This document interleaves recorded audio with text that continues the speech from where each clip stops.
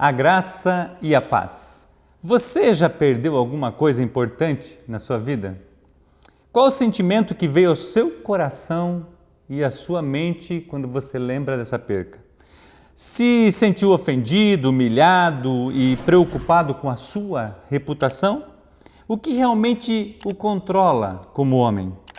O poder, os recursos, a sua posição, seu conhecimento, sua habilidade, seus talentos, seu sucesso? O que tem controlado a sua vida? Qual a sua reação em uma derrota ou uma perca? Fique comigo e nós vamos conversar um pouquinho sobre o tema de hoje, que é Bem-aventurados são os que perdem.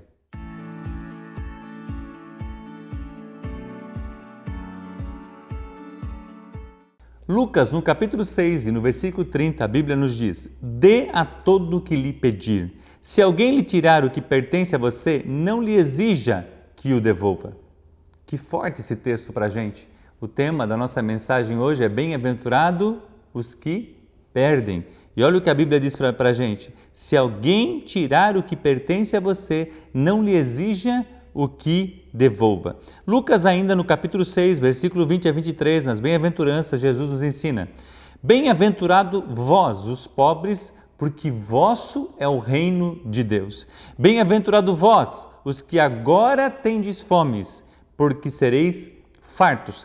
Bem-aventurado vós, os que agora chorais, porque haveis de rir.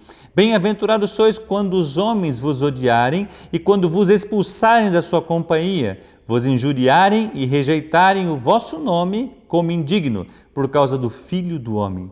Regozijai-vos naquele dia e exultai, porque grande é o vosso galardão no céu, pois dessa forma procederam seus pais com os profetas. Nós estamos estudando, como você sabe, nesse devocional, esse livro, Na Estrada, um devocional para homens que viajam. E nós temos tratado de cada assunto, são vários devocionais nesse livro que nos ajudam a ter uma vida saudável em Cristo Jesus e podermos crescer e desenvolver. E o tema de hoje, como a gente já comentou, é Bem-aventurados os que perdem. E nesse devocional, Thomas Shepard compartilha um pouquinho da sua história.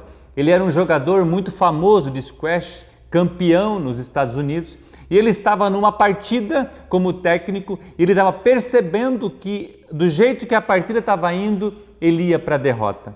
E ele já pensando quais seriam as desculpas que ele daria depois da partida terminar.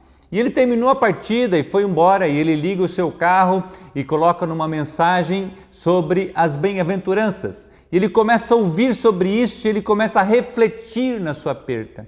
Ele começa a pensar naquilo, mas espera aí, eu sou um jogador tão famoso, agora como é que eu vou ter uma perca? Eu era favorito nessa partida e agora eu perdi a partida. Ele não estava acostumado a perder.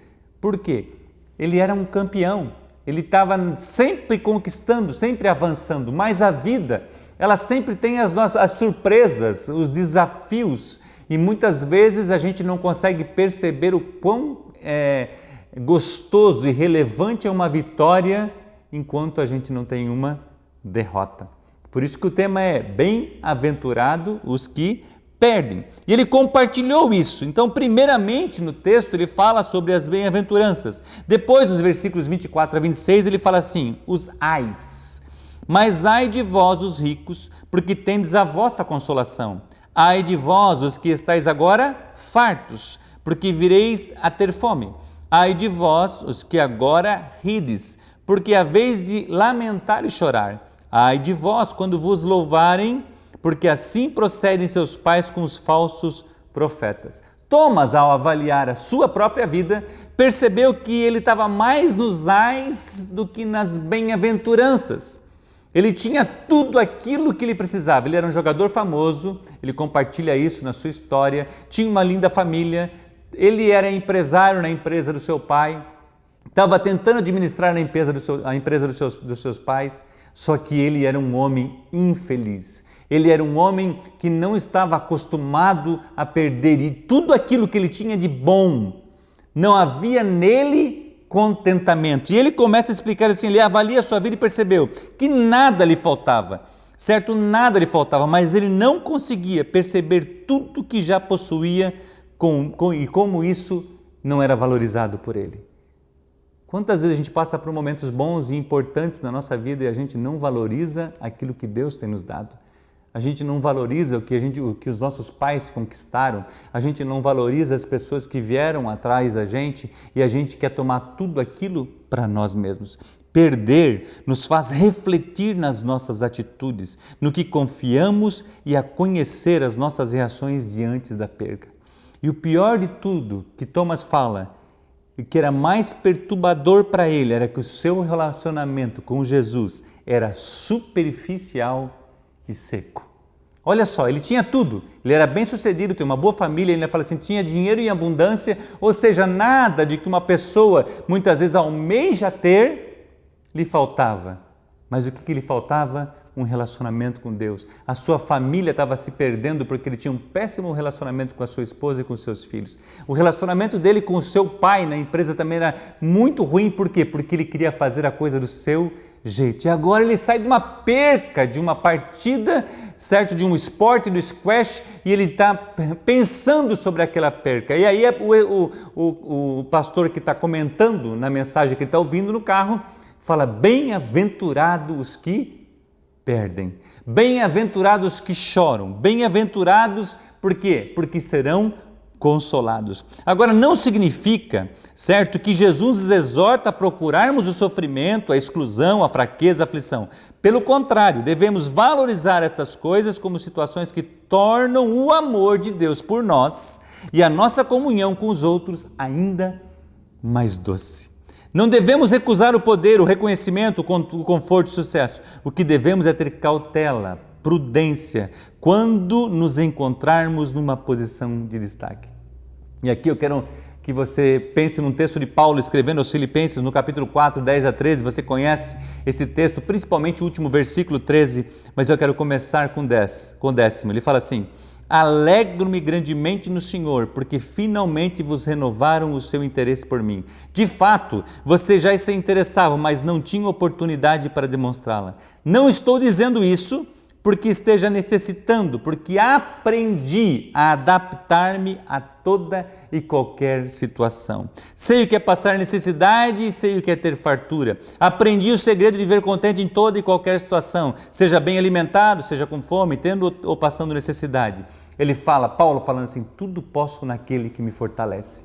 Mas agora Thomas sai dessa derrota e ele está no caminho, no carro, pensando sobre aquilo e o quanto que aquilo tem que estar trazendo para ele de reflexão, de conhecimento, para que ele possa, primeiro, valorizar o que ele já tem. Segundo, poder saber usar o que ele já tem. Terceiro, saber reconhecer quando erra.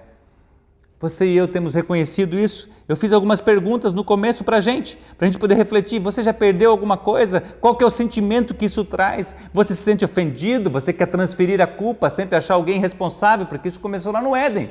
Adão, quando ele cometeu o erro e Deus confronta ele, comece da árvore, ele fala, não fui eu, foi a mulher que tu me deste.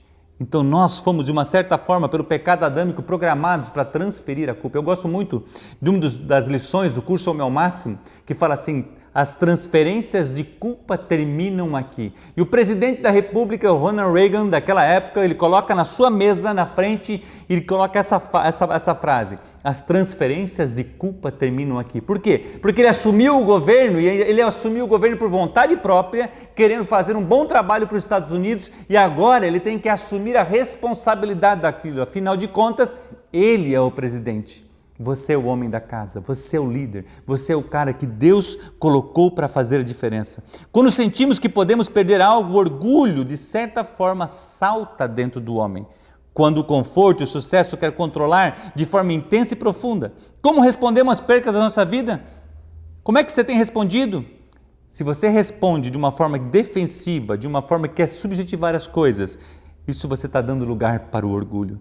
É um momento para refletirmos e orarmos, nos arrependermos e pedirmos socorro do nosso Deus, pois nos tornamos idólatras ao confiar mais em nós, no nosso talento, nas nossas habilidades, do que nos princípios da palavra de Deus. Como Thomas nos fala, em 30 anos de squash competitivo, ele nunca havia valorizado tanto uma derrota como naquele dia, em sua viagem de retorno para casa.